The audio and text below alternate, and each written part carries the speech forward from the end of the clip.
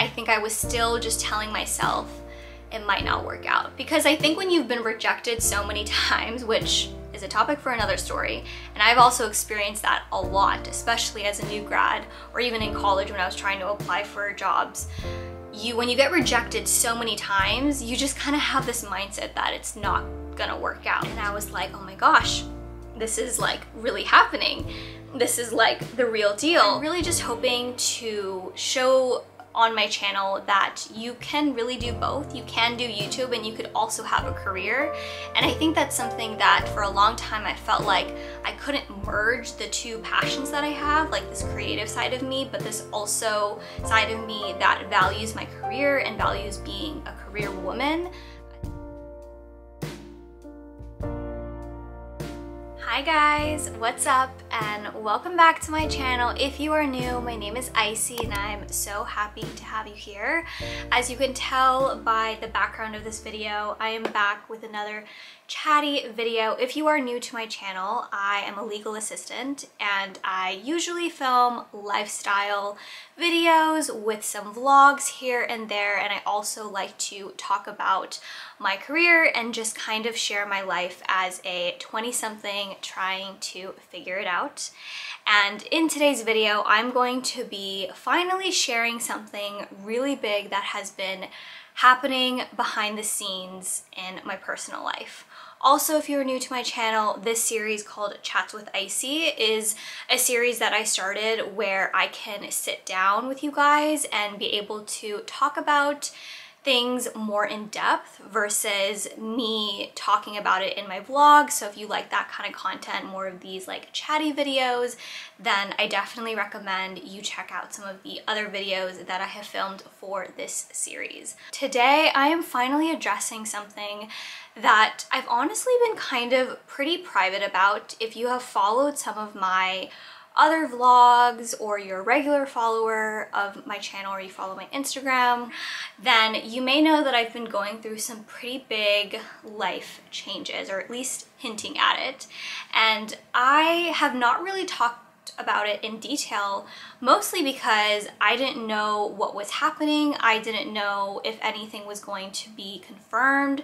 So for me, I have learned in the past to not disclose something until it's really confirmed. Especially for someone like me that loves to talk and loves to share. I have just learned to keep things private and to be really conscientious about what I want to share, specifically when it comes to the timing of it. But today is the day, so I'm just not gonna beat around the bush any longer and just tell you guys what this big life update is. Basically, what's happening is I got a new job. I landed a position as a resource manager for a legal service company. So I'm super duper excited. This is such a big opportunity that I did not think at 22 I would be in a position even to be eligible for. I kind of just wanted to walk you guys through what this means for my channel, how I got this job, all of those details I'm going to be talking about in this video. I also want to mention that I am filming this after work. I'm going to also be talking about my current position right now and how I'm going to be transitioning out of it. But I wanted to mention that I am filming this out of work, and I just came back from a really fun but tiring work retreat.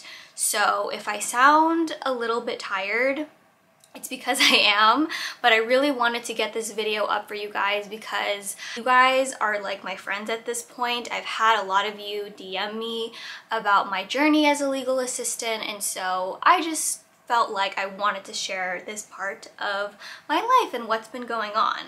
So let's kind of address how I got this position and that whole process.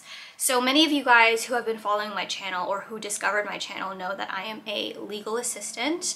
I did study for this more like legal related role. I studied political science and I minored in literature and writing. And without getting too much into my college experience and education, I did study in college with the intention of going into the legal field.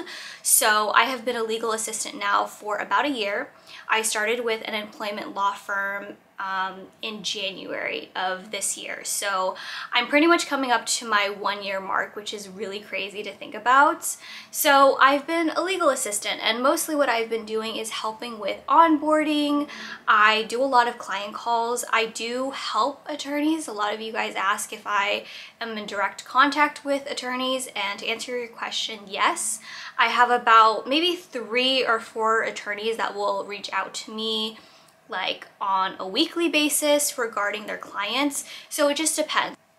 Wait. I can't make it through a video without stumbling over my words. And especially when I'm filming these types of videos, I'm just more prone to stumble over my words. That's when I know that I'm thinking faster than I can speak. But anyway, where was I going with this? I am working with attorneys on a pretty regular basis, I would say.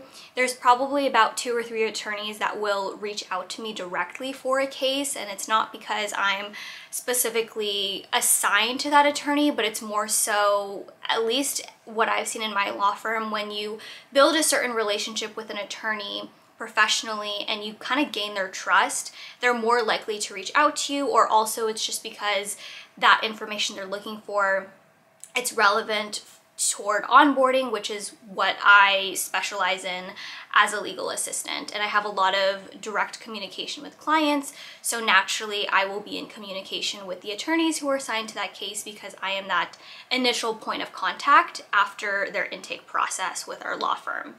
So that has been what I've been doing mostly for this past year.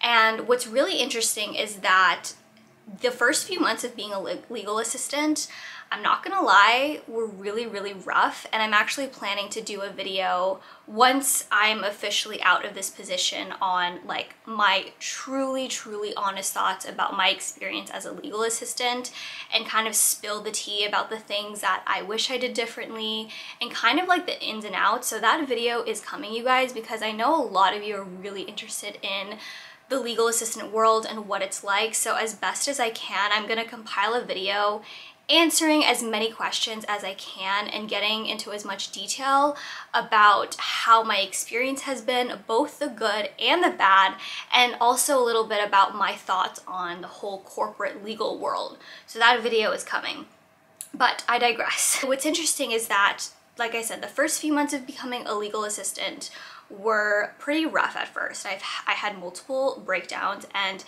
at one point, I would say around the 3 to 6 month mark, I debated multiple times if this was the right thing for me. I really felt like I was so overwhelmed and it was just so much to take in, and I'm sure like from an outside perspective, this really wasn't my reality, but as someone who's very type A and who's very hard on themselves naturally, and then you throw me into a very, what can be a very high stress, high pressure environment, you can imagine that a lot of that self-doubt and uncertainty is just going to kind of arise. And so that happened to me a lot, where I really doubted if I could become a legal assistant and if I could stay in this position. It was kind of one of those things where I was like, yeah, I'm definitely gonna quit, but I never did. I stuck it out. And then I would say probably around like the 7th to 8th month mark is when I really found my rhythm. I felt like I was gaining the trust and the confidence of my colleagues, specifically when it came to attorneys, my director, and the other legal assistant who I worked really closely with. I really felt like I was building that relationship, and I was like, okay, we're kind of finding our groove. If you guys remember, there was a vlog that I filmed where it was a week of basically the other legal assistant was out for vacation and I was taking over her role for that week and a half. After that week, I felt like I really came into my position, and as cheesy as it sounds, going through that really difficult week made me a better legal assistant, and it proved to me that I was more capable than I gave myself credit for. And so after that, things really started to get better. And one thing that I have found as well is that when you're thrown a challenge, it's really an opportunity for you to show your colleagues and your supervisor, whoever, that you can handle it. And even though as scared and as doubtful as you may be, the reality is that if you can make it through that really difficult time, then pretty much anything after that, I don't want to say it's easy, but it definitely isn't as overwhelming, or you just don't get as phased as easily just because you've kind of gone through the worst of it. And so that was the situation for me when I got through that hell week, or that really, really rough week at work where I was by myself in my department. It kind of tested me and pushed me out of my comfort zone, but in the end it made me a lot better at what I do now. And so at that point I was like, okay, like I am definitely going to stay here at this law firm for at least a year, 2 years even, and just kind of test the waters and establish myself and kind of keep going up this like upwards path.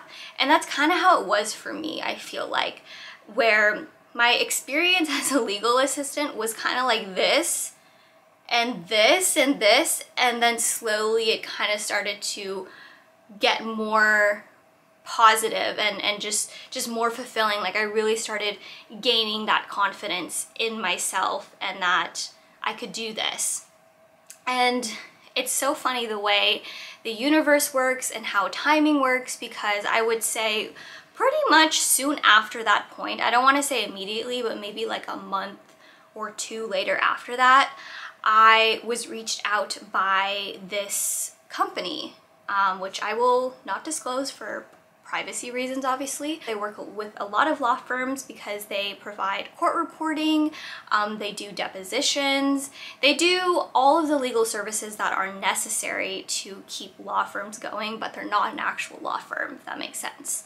And so they reached out to me for a resource manager position. The first time that they reached out to me, I had this perspective of like, you can't lose anything. And I've always been, I would say, an opportunist when it comes to my career, because I'm still so new and because I'm still so fresh. I don't necessarily believe in pigeonholing myself into like one specific thing and believing that just because I'm a legal assistant, it means that I have to be a paralegal next, or that I have to be an attorney at the end of the day.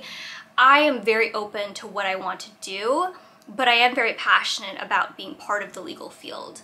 So that was my perspective coming into this. And so when they reached out to me for an initial phone call, my perspective was kind of like, you know, let's just kind of see how it is. It doesn't mean that I have to take the job. It doesn't even mean that they're going to be interested in me or give me an offer.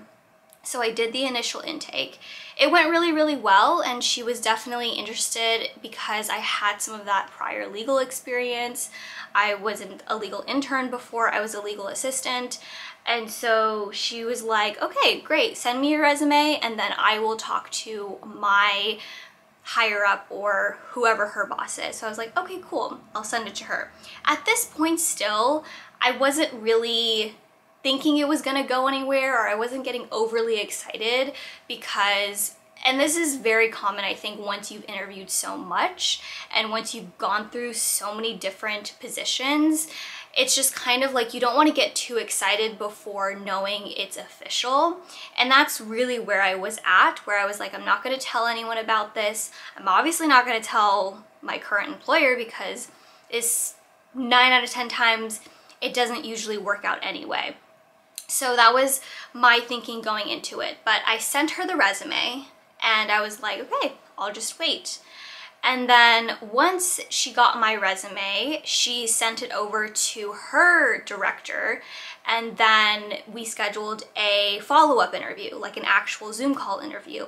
At that point, when they had shown interest in interviewing me, I was starting to feel like, okay, this could be something, but let's not get too excited yet. She sent me the invite to do the interview, and I remember I scheduled it like a week after I submitted my resume, and I did that purposely because I really wanted time to like think and prep, and I didn't want to rush into this because, again, I didn't have the intention of leaving my company.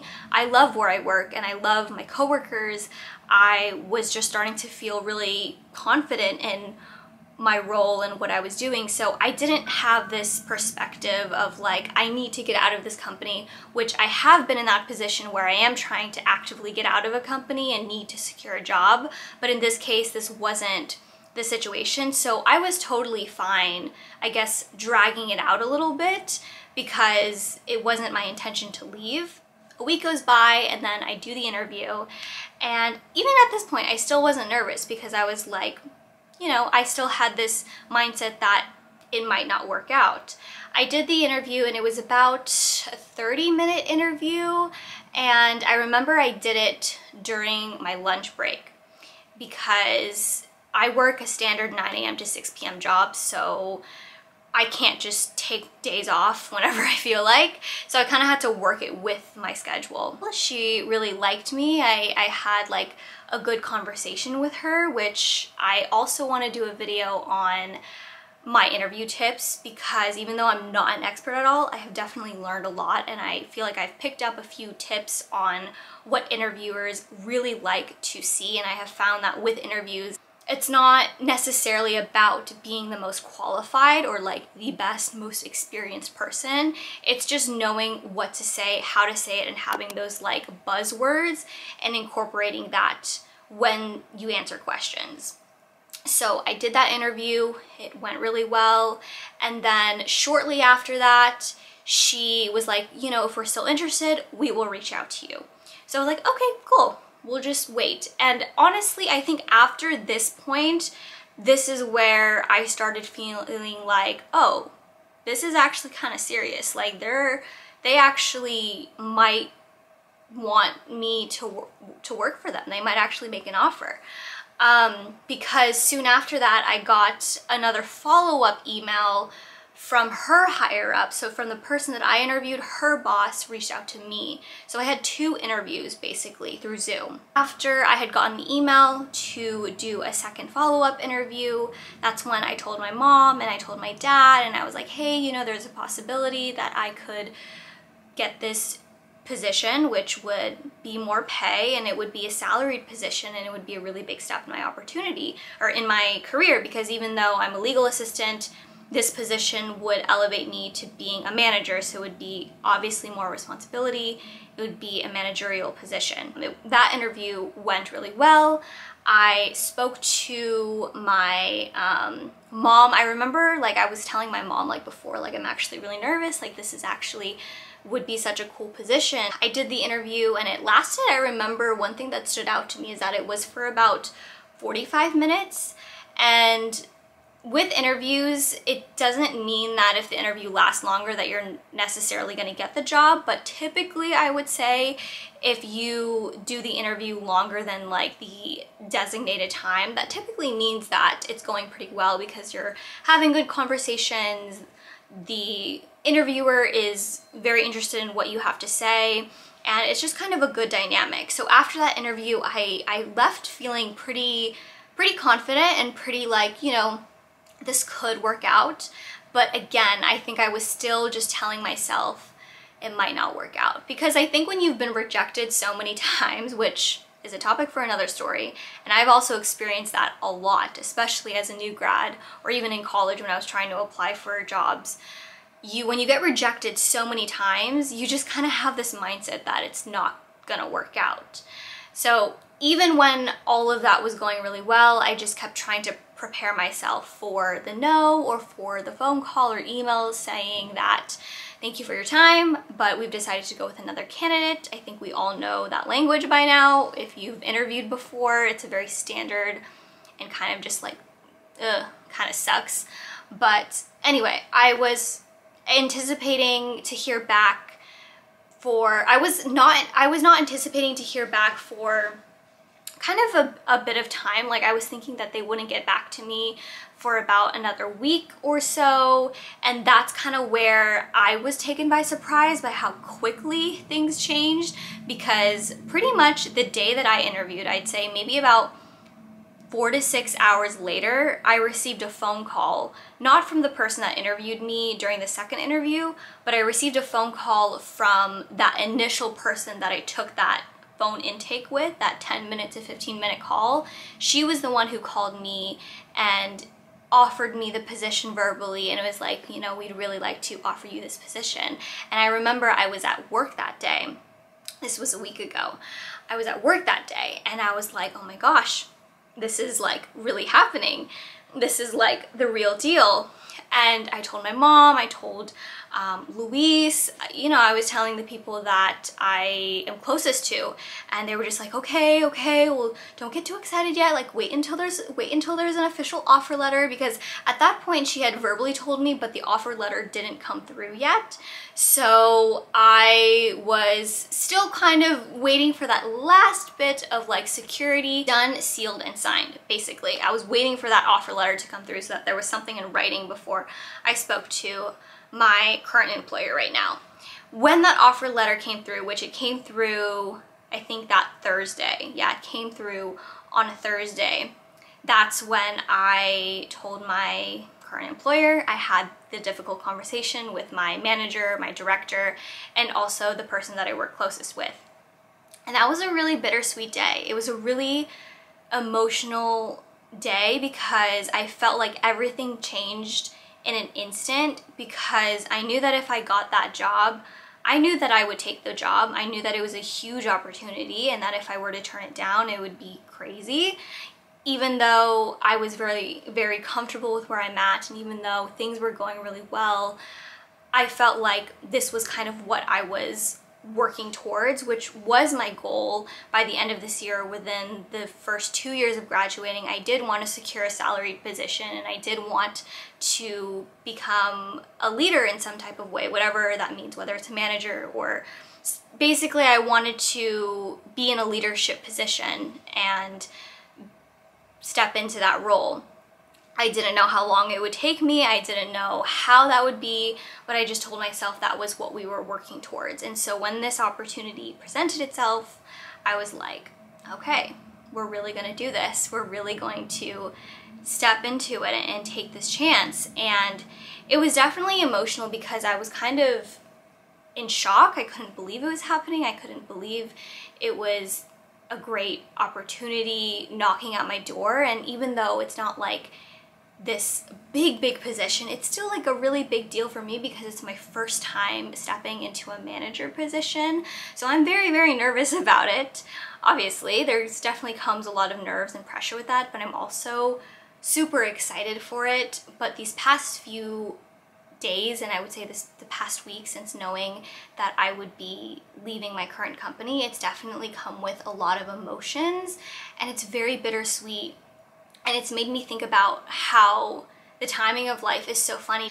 You can be thinking about and romanticizing about what it will be like to get into that next step in your life, but when it finally comes into your life and when you're finally at that stage, you kind of ask yourself, oh wait, am I ready for this? Like, is this actually happening? Or did I kind of did I bite off more than I could chew? Kind of like one of those moments. And so I've definitely been having a lot of contemplative thoughts, a lot of self-reflection. But that is pretty much the biggest update happening in my life. I am moving to a different company and it's a lot to take in. I'm super excited and really nervous. I'm also just kind of really excited at the idea that I don't have to be an attorney to still be a part of the legal field, because I really do enjoy it. I really enjoy the corporate world. That's something that I'm so grateful about my experience as a legal assistant, is that it really informed me about what I wanted to do as a career. And I think for a while I was so stuck on this idea that if I studied political science, if I'm a legal assistant, the only path for me is to become legal assistant, paralegal, and attorney. And for me, I have so much respect for attorneys. I have so much respect for people who go to law school and who know that's what they want to do, because it's not an easy job. It's definitely not an easy thing. It's a lot of hard work, and I think a lot of the times it's one of those paths that's very much glamorized, but until you're actually in the trenches of it, there's nothing glamorous about it, and it's a lot of time and a lot of mental energy. And so the fact that I am able to figure out a way to still be a part of something that I'm really passionate about, but it doesn't necessarily have to be so mentally taxing or expensive or emotionally draining, it was a relieving thought to know that I could do this and still be a part of it, but in a way that was suited for my lifestyle and what I wanted. I know some of you may be wondering if the legal assistant vlogs will still be happening or if I will still be doing work vlogs. One thing that's really cool about this new job is that it is mostly going to be remote, and there may be occasions where I will go into office, but they did tell me that they are transitioning to a mostly remote model, so that obviously works really well for filming videos. So there's so much that's going to happen. There's so many videos that I'm going to be trying to get out as fast as possible, wrapping up my current job as a legal assistant. That video where I'm going to give you guys all of the tea about my legal assistant experience is coming. I'm hoping to film that. Really just hoping to show on my channel that you can really do both. You can do YouTube and you could also have a career.